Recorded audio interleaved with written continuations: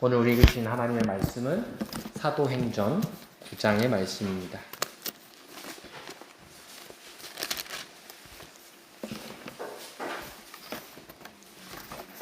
사도행전 9장 1절부터 9절의 말씀, 저 한 번, 여러분 한 번, 그리고 마지막은 다 함께 합독하시겠습니다.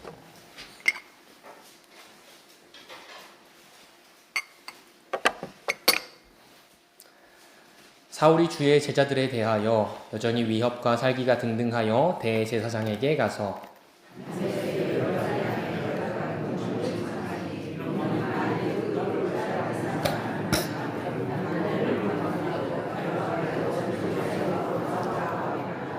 사울이 길을 가다가 다메섹에 가까이 이르더니 호련히 하늘로부터 빛이 그를 둘러 비추는지라.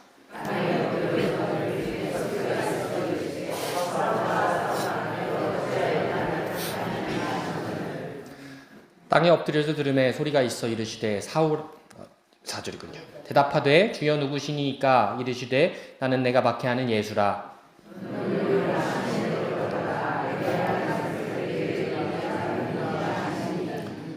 같이 가던 사람들은 소리만 듣고 아무것도 보지 못하여 말을 못하고 서 있더라.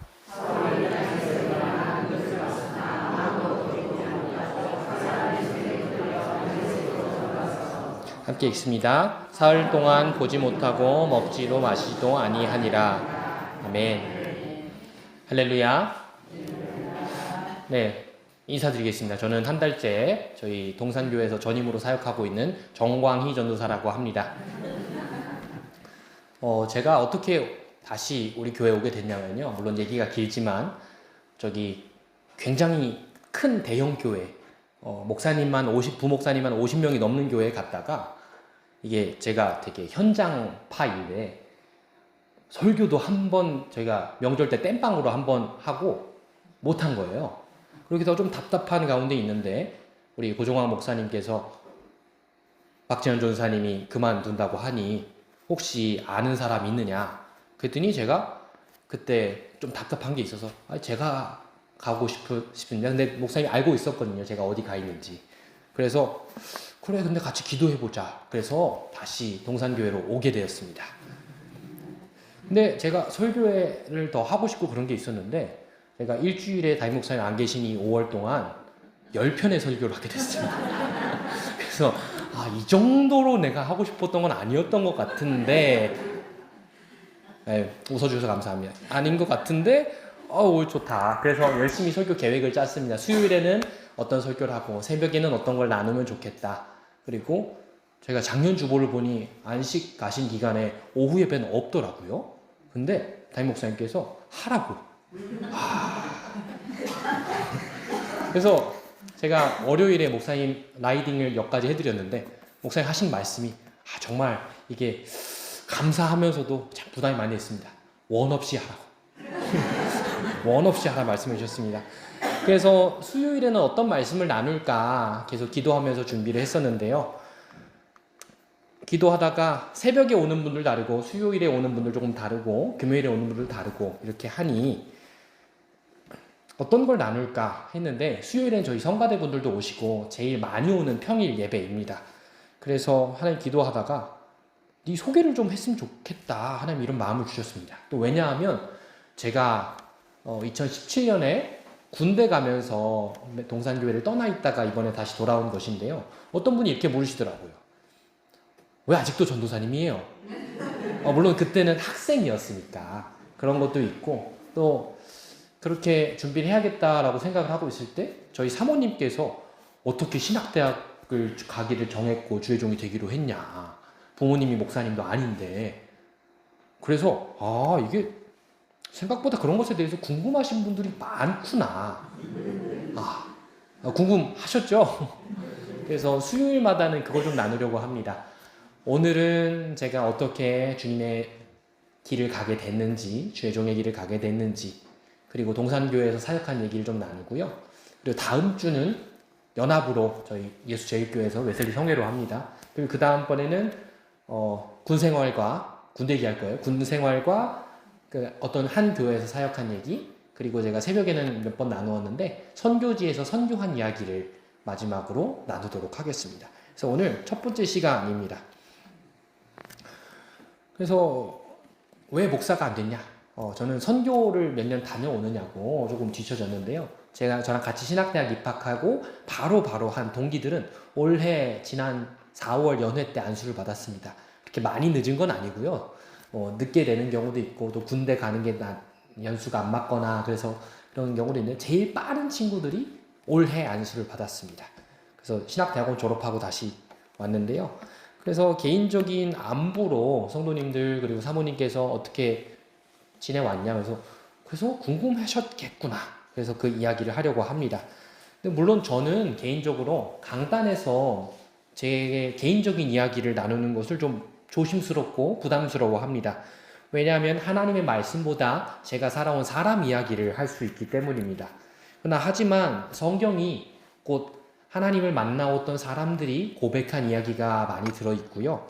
또한 믿음의 선배들이 그러했듯이 제 삶의 현장에서 일어난 하나님의 역사를 나누는 것이 또 좋겠다. 그리고 궁금하셨던 분들의 궁금증도 해소하고 또 앞으로 저랑 같이 사역을 하면서 제가 어떻게 사역을 해왔는지 알면 또 여러분에게도 도움이 되고 교회에도 유익이 될 것 같고 또 제가 아주 대단한 일을 많이 하는 사람은 아닌데 그 순간순간마다 작은 것으로 하나님의 역사하신 그 은혜를 나누면 우리에게 유익이 되겠다. 하나님께서 승인을 해주셨어요.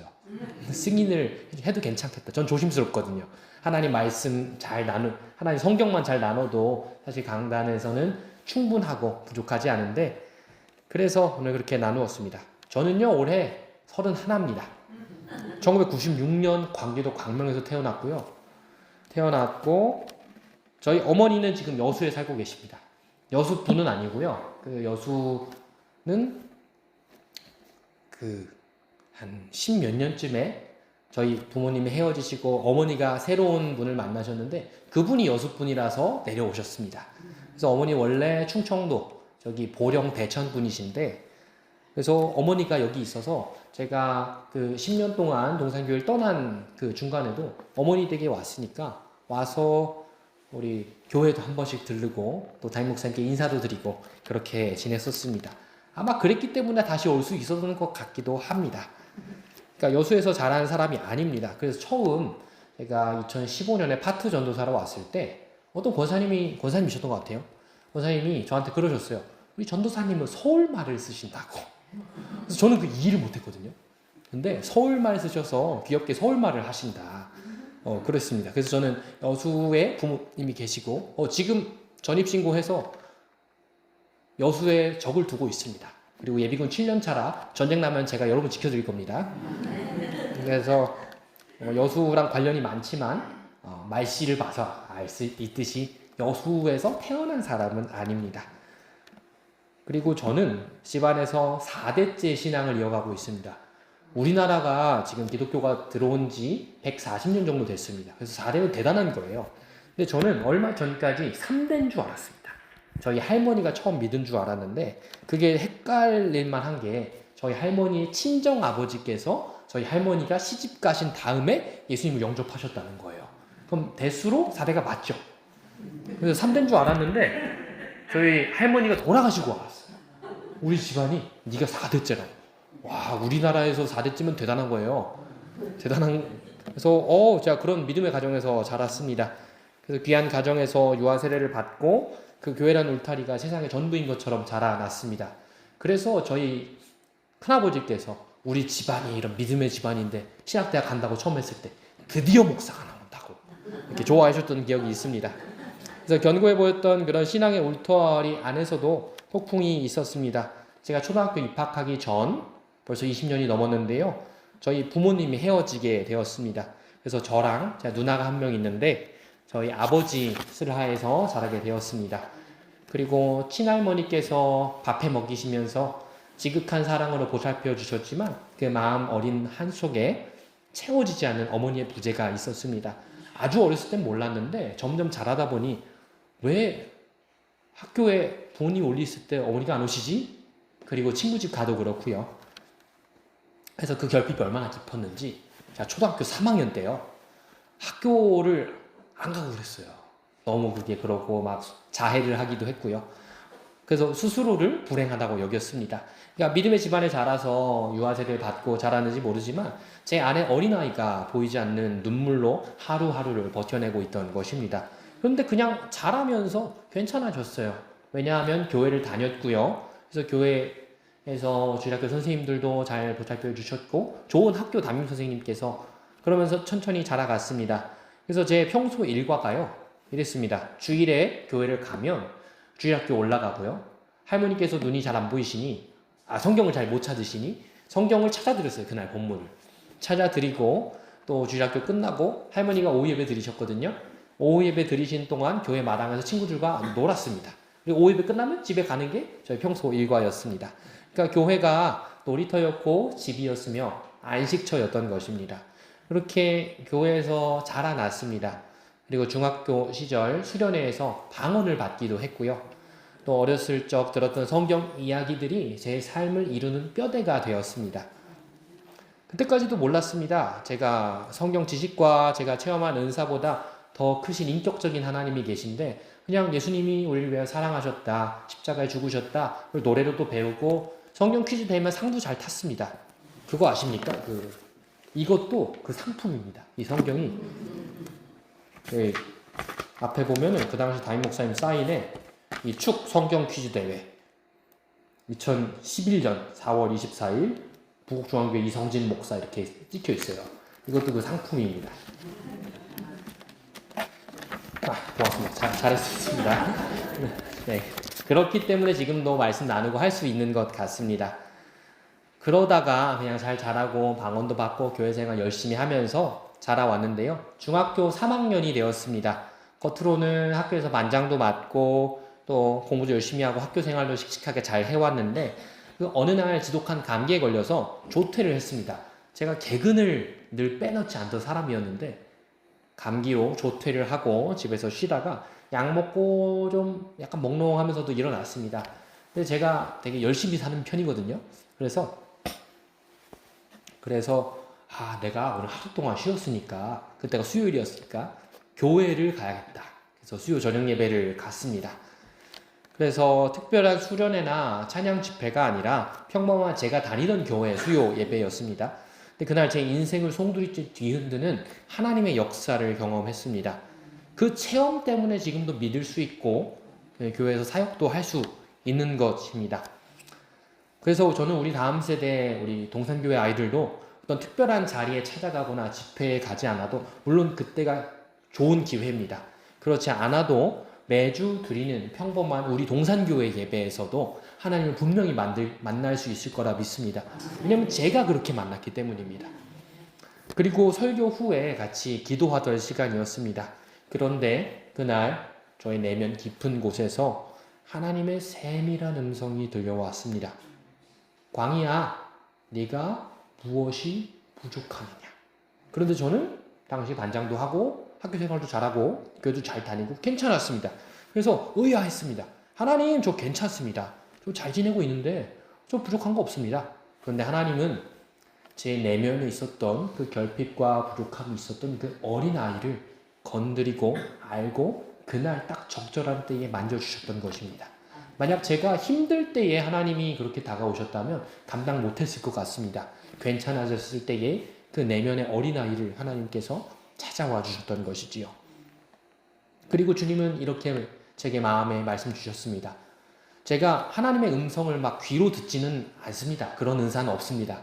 그런데 성경의 이야기를 통해 하나님께서 깨닫게 하시는 것이기 때문에 저는 그것이 맞는 체험이라고 믿습니다. 그래서 우리 하나님께서 이렇게 말씀하셨습니다.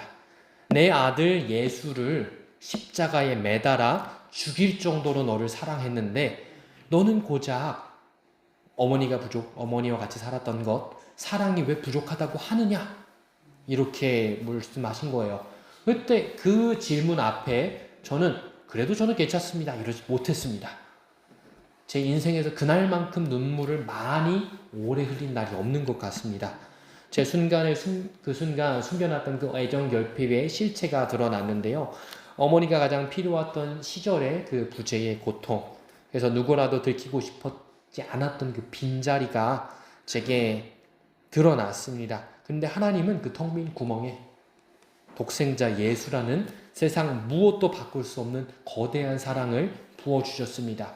제 인생의 구멍이 아무리 큰들, 제 마음의 빈자리가 아무리 큰들 예수님의 사랑을 받았는데 그것이 더 이상 부족하다고 할 수 없었습니다.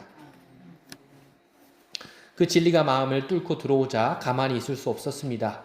인간의 도리로, 그냥 인간적인 도리로 내가 이렇게 큰 걸 받았는데 내가 고맙습니다 하고 입을 싹 닫을 수가 없는 거예요. 그래서 하나님께 뭔가 보답할 걸 제가 찾기 시작했습니다.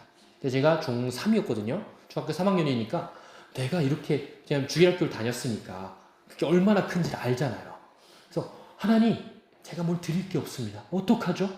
그래서 인생 전부를 드리기로 했습니다. 그래서 지금까지 올 수 있었습니다. 하나님, 제게 예수님만큼 귀한 게 없습니다. 그러니 제 인생 전부를 드립니다. 받아주옵소서. 그렇게 하나님 앞에 드렸는데요. 이래서 주일학교가 중요한 것입니다. 어린 시절 심겨진 말씀은 당장은 싹이 트지 않는 수도 있습니다. 그런 것처럼 보여도 하나님의 때가 되면 하나님의 복음의 꽃을 피워내고 열매 맺게 하십니다. 그래서 우리 다음 세대 아이들이 하나도 안 듣는 것 같아도 다 듣고 그 아이를 통하여 하나님이 만나셨을 때에 열매 맺게 하시고 자라나게 하실 분은 오직 하나님이십니다. 그래서 우리 동산교회 아이들이, 제가 지금 중고등부와 청년부를 맡고 있는데 저를 통해 일하시는 하나님을 매주 예배와 또 저랑 만나는 성경 공부와 그 모든 프로그램 가운데서 있을 수 있도록, 하나님 역사가 나타날 수 있도록 기도해 주시길 부탁드립니다. 그렇게 중학교 시절 뜨거운 그 첫사랑, 그 만남 이후 고등학교 시절 또 사건이 하나 있었습니다. 제가 할머니 손에 자랐잖아요. 그래서 할머니랑 친할머니랑 되게 각별했고 그랬는데요. 할머니가 어렸을 때 뇌출혈로 쓰러지기도 하고, 근데 제가 고등학교 때 이런 일이 있었습니다. 사람이 연약해서 예배당 문 앞을 떠나면 그 뜨거웠던 체험도 점점 잊혀집니다. 그래서 중학교 졸업하고 점점 하나님께 다 드렸던 게 잊혀지는 거예요. 그랬을 때에 학교 생활에 치여 살며 또 고등학교 공부가 중학교 공부랑 다르지 않습니까? 그래서 결단을 조금씩 잊어갔는데요. 저를 사랑으로 키워주신 그 할머니, 우리 2018년에 하나님 나라에 가셨는데요. 최경애 권사님께서 큰 사고를 당하셨습니다. 당시 85쯤 되셨던 것 같습니다. 85, 6 그때쯤 빙판길에 넘어지셔서 고관절이 부러지신 거예요. 그냥 넘어지면은 부러지실 나이인 거죠. 여러분들 항상 조심하시길 부탁드립니다. 잘 붙지도 않으신데요. 그래서 빙판길에 넘어져 고관절이 부러지셨는데요. 80대 고령이시니 병원에 갔더니, 물론 팔이나 다리가 부러진 게 아니라 고관절이기 때문에 이거를 열어서 수술을 하셔야 되는데, 이게 그러려면 전신마취를 해야 되고, 전신마취를 해야 되는데 고령이라 다시 깨어나실 확률이 10%밖에 안 된다는 겁니다.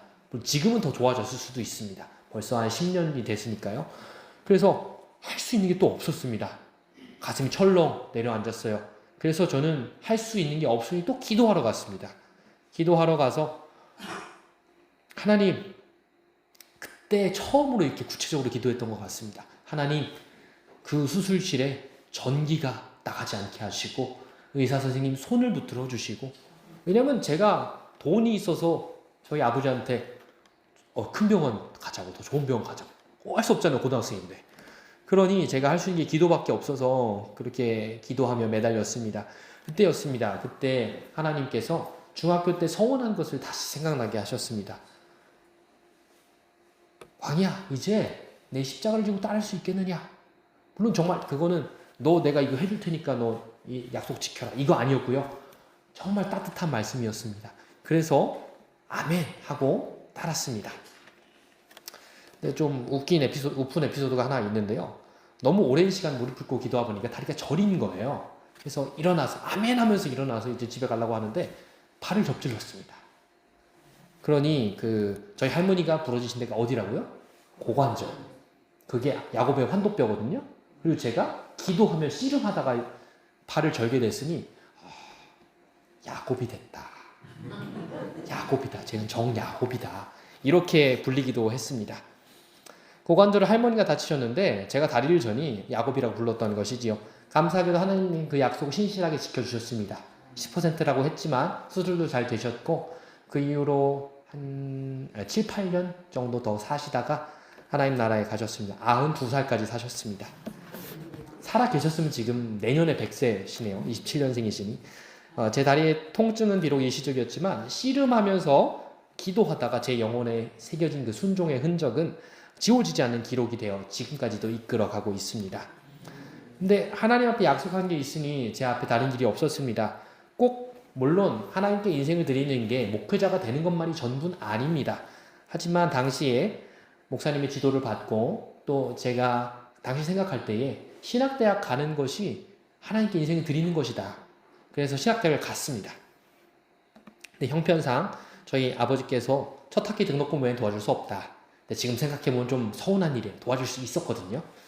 그래서 아무런 도움을 받을 수 없으니 제가 고3 때 신학대학 합격하고 나서 알바를 되게 열심히 했습니다.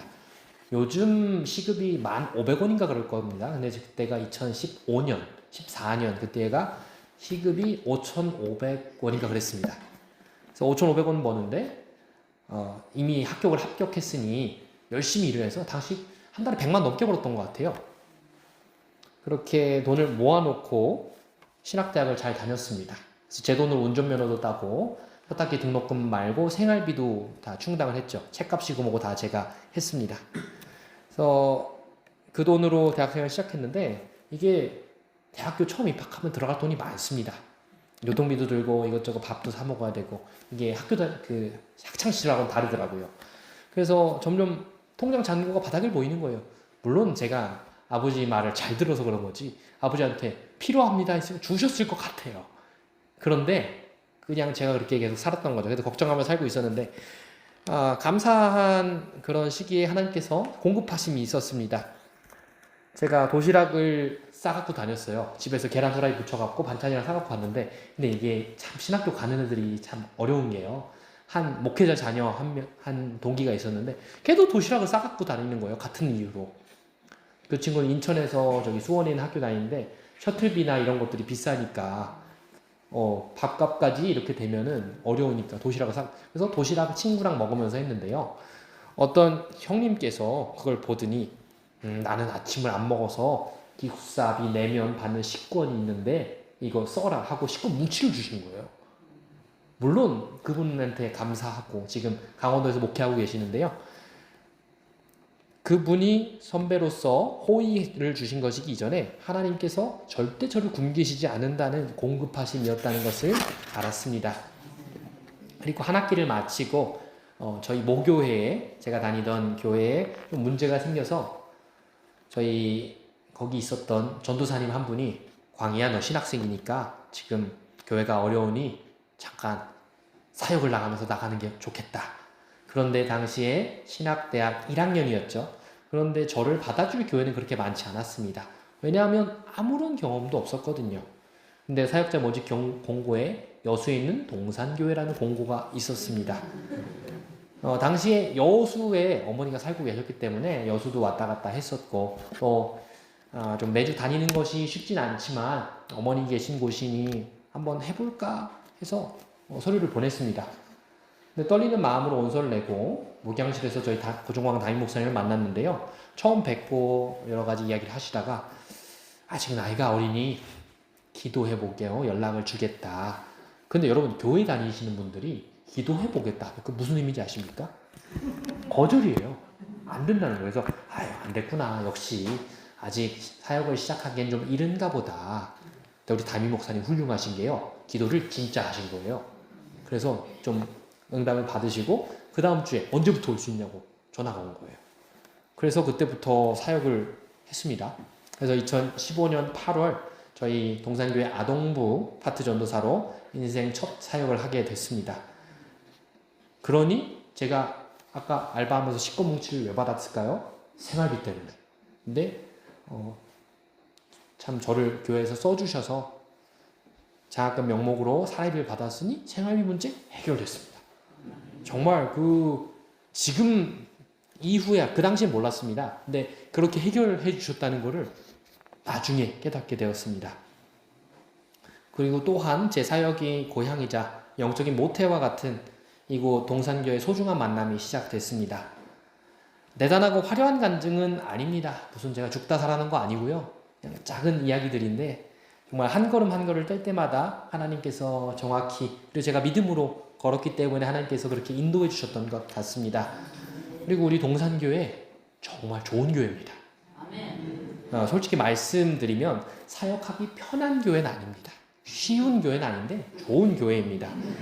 일단 여수가 남쪽 끝에 있다 보니 일단 좀 고립됐다. 물론 여수는 동네지만, 그리고 학교가 협성돼 지금 길이 좀 더 좋아지고 KTX도 좀 많아져서 그렇긴 하지만 지금 많이 올랐어요. 당시에 버스비가 29,000원 있거든요. 편도가. 그렇기도 하고 여기서 학교까지 가려면 5시간 넘게 걸렸습니다. 그렇게 매주 다녔다는 게 20대 초반이라 했던 것 같아요. 제가 지금 할 말이 아니긴 한데 여러분 앞에서 지금 다시 하라고 하면 정말 쉽지 않을 것 같습니다. 그리고 우리 담임 목사님이 워낙 열정이 있으시니 그 열정에 보조를 맞추어 사역을 배우는 것이 때로는 숨이 차기도 했습니다. 하지만 돌이켜보면 제가 목회를 처음 배울 수 있었던 시기가 바로 그때였습니다. 목회와 사역에 대해 아무것도 모르던 제게 담임 목사님은 첫 단추를 잘 꿰어주셨습니다. 그리고 철저히 교육전도사는 교육을 하는 사람이기도 합니다. 그러나 교육을 받는 사람이기도 합니다.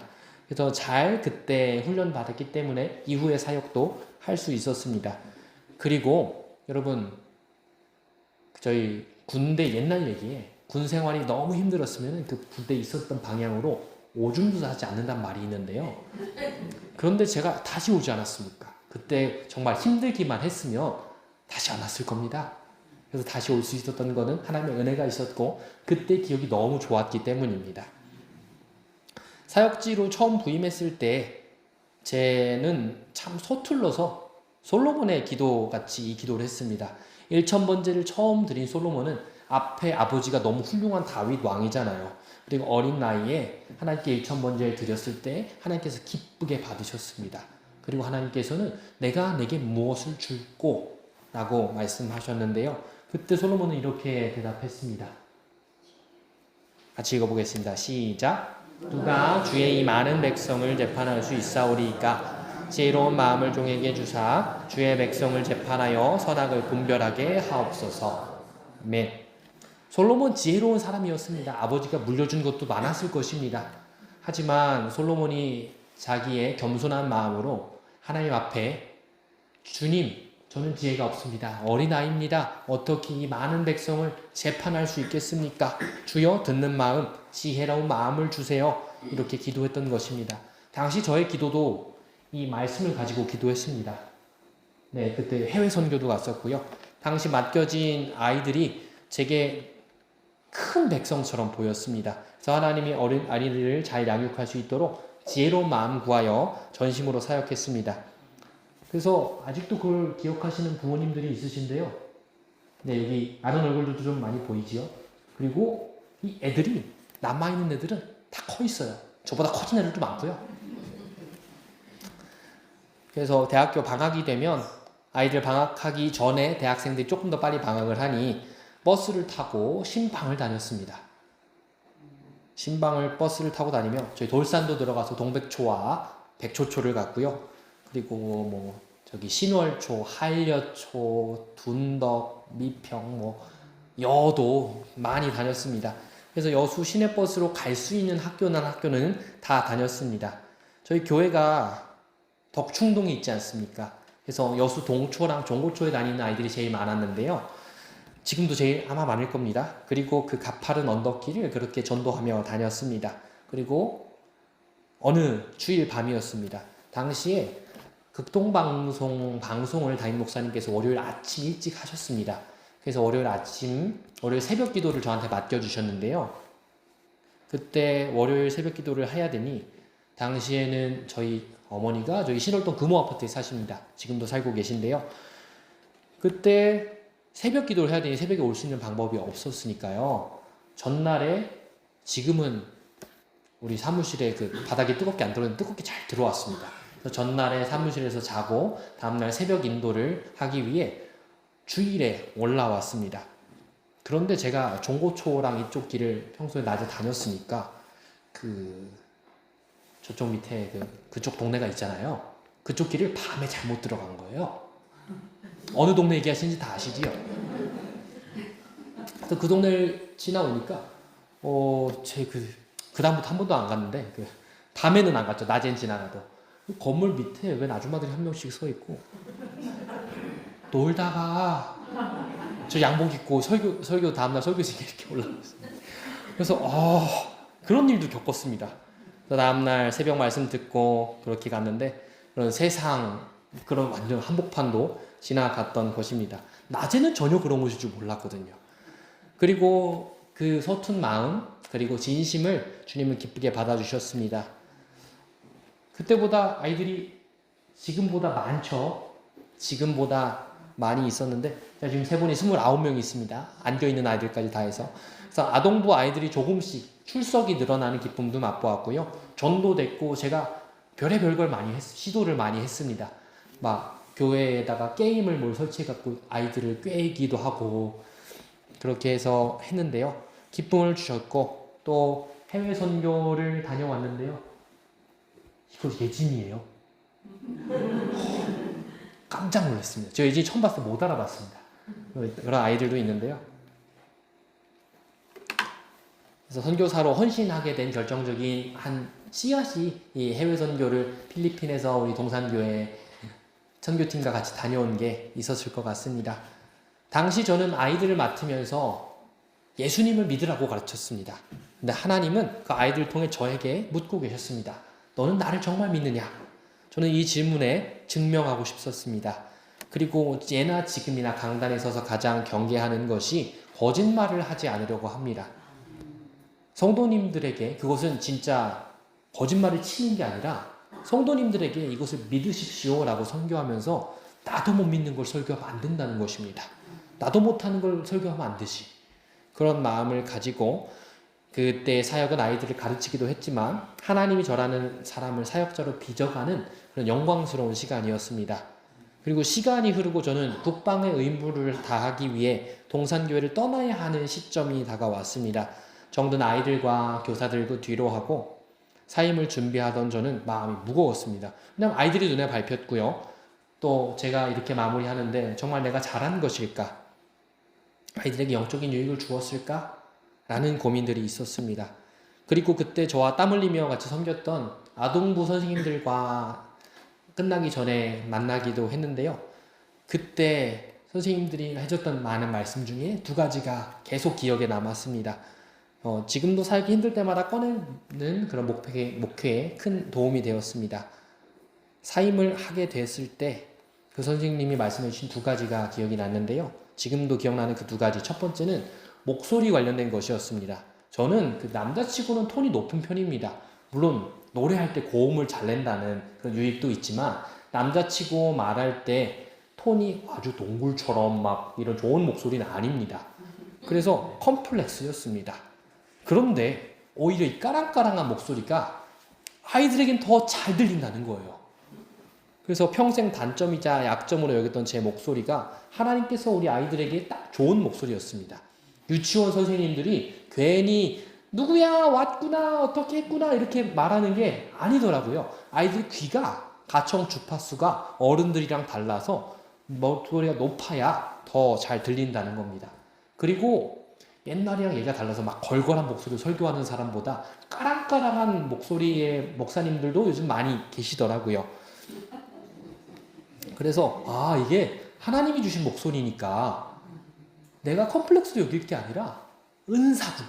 하나님 주신 달란트구나. 이렇게 알았습니다. 그래서 아이들이 못 듣는 목소리가 아니라 듣는 목소리. 그리고 제 목소리가 졸린 목소리가 절대 아닙니다. 그래서 하나님 은사를 주셨구나. 그래서 지금도 이게 컴플렉스가 아니라 하나님 주신 은사라고 말씀 나누고 또 설교하고 또 찬양 인도하는데 은사라고 저는 지금도 믿고 사역하면서 목소리를 사용하고 있습니다. 물론 훈련 받아서 톤이나 이런 것들을 다듬어야겠지만 목소리 자체 타고난 것은 하나님이 타고나도록 주신 거니까요. 그리고 두 번째는 제 사역의 태도에 대한 격려였습니다. 전도사님은 많은 것을 할 수 없는 분이지만 할 수 있는 것을 다 하시는 분이었습니다. 그렇게 말씀을 해주셨어요. 그 말씀은 제 가슴에 깊이 박혔습니다. 능력보다 더 중요한 것이 내 태도고 중심이라는 것을 깨닫게 해주신 것입니다. 단순히 제가 하는 사역은 그 교회에 취직해서 돈을 버는 직업이 아니라 하나님이 생명 걸고 맡기신 그 솔로몬의 고백처럼 누가 이 많은 백성을 재판하고 내게 맡겨주셨습니까? 소명이었기 때문입니다. 하나님이 주신 일이라면 제 전력을 다해야 했습니다. 왜냐하면 하나님이 주신 일이니까요. 누가 주신 건데 전력을 다하지 않을 수 있겠습니까? 제 모든 것을 진심을 담아 감당하는 사역자가 되려고 다짐했습니다. 그리고 지금도 그 태도 자체는 변하지 않도록 애쓰고 있습니다. 초심을 잃기가 쉬운데 초심을 안 잃으려고 애쓰고 있습니다. 그리고 저는 2017년 초 동산교회 사역을 마무리하고 6월에 군입대를 앞두게 되었습니다. 저는 군대는 다음 때 한다 그랬습니다. 입영 통지서를 받아 들고 참 마음이 복잡했는데요. 다 복잡하죠. 그리고 그런 막막함도 있었지만 사역자로서 큰 고민도 있었습니다. 남들처럼 군대 가면 안 되겠다. 그리고 군종병도 일부러 안 가려고 했습니다. 내가 군종병으로 군대를 갔다 오면 나중에 군대 갔다 오고 할 말이 있을까? 그리고 다른 사람들과 내무 생활하면서 선교사처럼 살아야지. 그렇게 하나님의 강력한 군사, 우리 나라를 지키는 군인 되기 전에 하나님의 군사가 되어야겠다라는 마음으로 선교 훈련을 받으러 갔습니다. 거기는 순회 선교단의 사진이 있군요. 순회 선교단의 복음 학교였습니다. 그곳에서 훈련은 신학대학에서 훈련 받는 것과 달랐습니다. 여기는 천보산 민족 기도원이라는 곳이었는데요. 여기서 핸드폰도 반납하고 차 있는 사람은 중간에 도망 못 가게 차키도 반납하고 살벌하죠. 그리고 집회가 4번 있었습니다. 저녁에는 집회가 있고 새벽, 오전, 오후 강의가 있었고요. 뭐 수련회라고 간식 이런 거 없고요. 계속 기도하고 말씀 듣고 또 마지막에는 나의 복음을 나누었습니다. 내가 어떻게 죄를 짓고 복음으로 변화되었는지 나누는 그런 시간이었습니다. 거기서 기억에 남는 내용들이 있습니다. 복음이라는 그 주제를 붙들고 씨름하며 제 실상을 직면했습니다. 단순히 죄를 짓는 존재가 아니라 죄가 곧 나이고 내가 곧 죄가 되어버린 그 절망 앞에서 섰습니다. 강사님이 이런 비유를 말씀해 주셨습니다. 죄송합니다. 암에 대한 얘기를 하셨는데요. 암세포가 온몸에 퍼진 환자가 있다면 암세포와 암덩어리를 제거할 방법이 없는 겁니다. 그런데 암세포를 완전히 죽일 수 있는 방법이 하나 있습니다. 바로 암세포의 숙주인 그 사람이 죽는 것입니다. 그것처럼 우리가 죄를 가지고 있을 때 죄가 우리 삶의 일부로 있도록 뺐다 꼈다 하는 게 아니라 우리가 죄를 지었다면 죄가 우리와 완전히 하나가 된 것입니다. 그래서 우리가 죽지 않고는 그 죄를 없앨 방법이 없다라고 성경은 이야기하는 것이지요. 그런데 죽으면 우리는 살아갈 방법이 없습니다. 다시 살아날 수가 없습니다. 죄를 안 지으려고 노력하는 것이 답이 아니라 죄인인 나 자체가 죽어야 한다고 하는 것이었습니다. 하지만 우리를 그 죽음의 골짜기에 죽도록 하나님은 내버려 두지 않으셨습니다. 우린 한 번 죽으면 스스로 살아날 방법이 없기 때문에 하나님은 가장 완벽하고 고통스러운 방법으로 우리를 살리셨습니다. 로마서 4장 25절 말씀을 같이 읽겠습니다.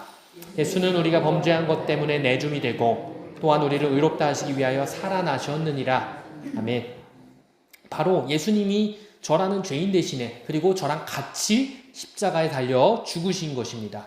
그런데 우리는 살아날 방법이 없으니 예수님이 부활과 함께 우리가 같이 살아난 것입니다.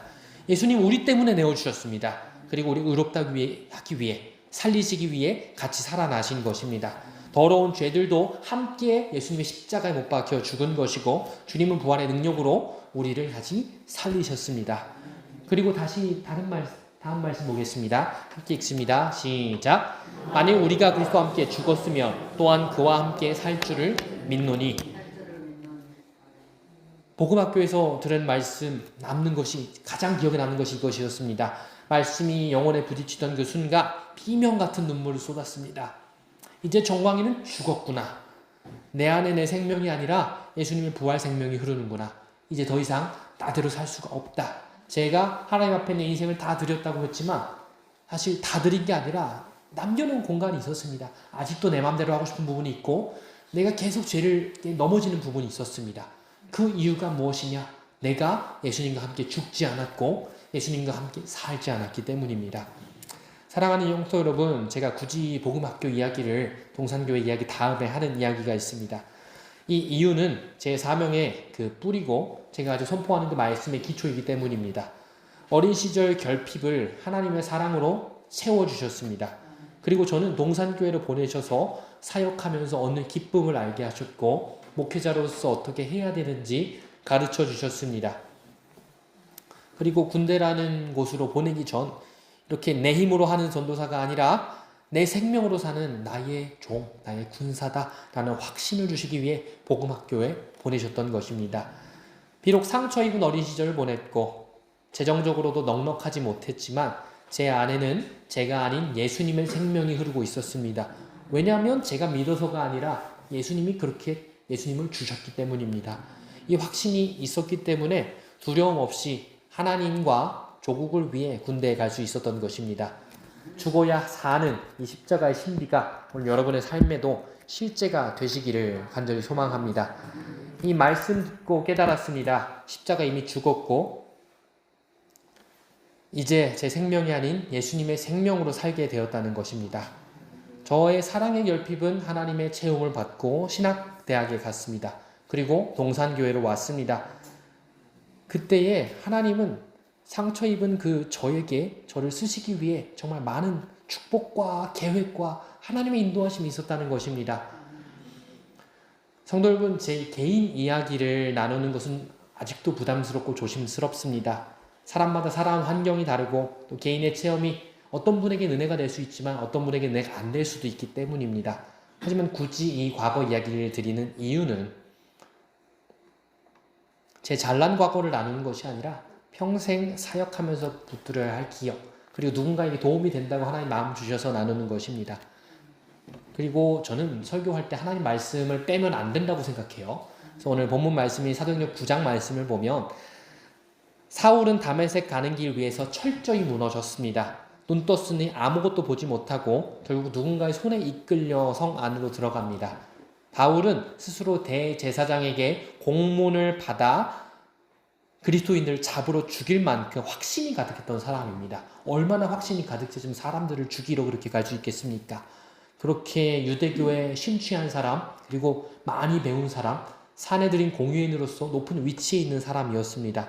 그러나 빛을 보고 눈이 멀었을 때 사람의 손에 이끌려 자기 마음대로 가지 못하고 다메섹으로 들어갑니다. 주님을 만난 다음에 아무것도 스스로 할 수 없었던 것입니다. 자기 의지로 다메섹을 향해 갔지만 주님을 만난 후에는 누군가의 손에 이끌려야 한 걸음 뗄 수 있게 된 것이지요.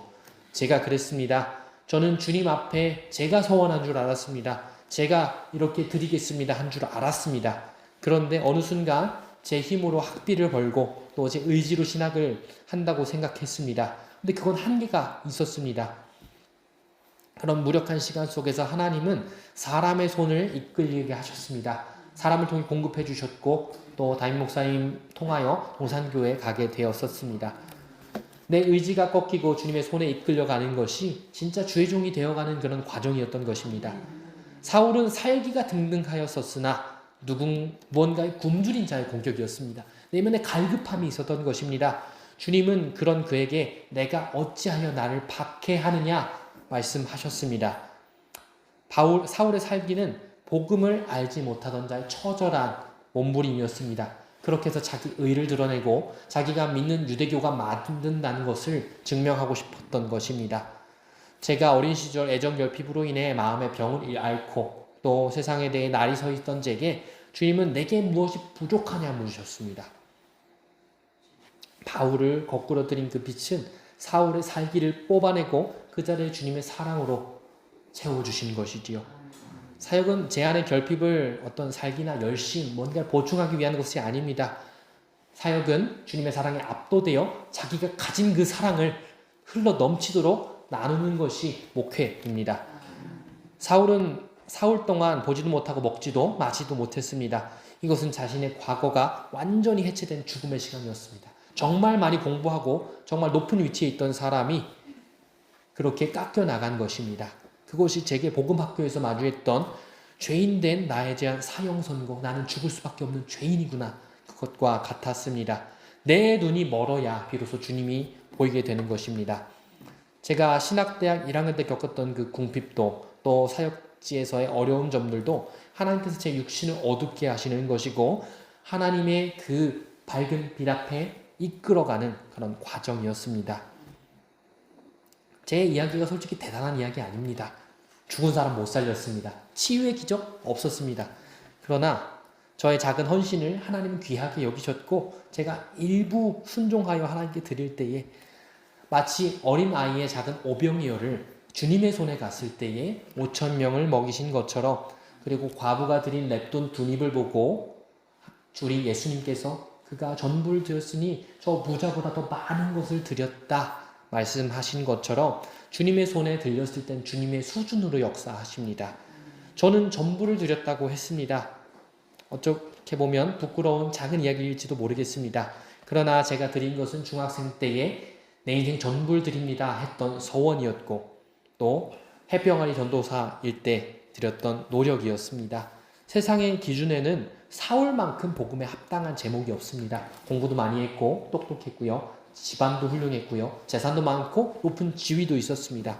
하지만 주님은 제가 뭘 가져서 사용하시고 부르신 것이 아니라 제게 있던 모든 것을 하나님 앞에 드렸을 때에 그거를 주님의 손에 받으시고 주님의 손으로 역사하고 지금까지 이끌어 오셨습니다.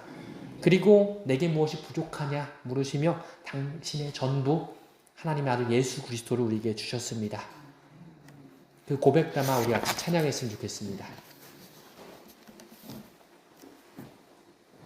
찬송가 50장 내게 있는 모든 것을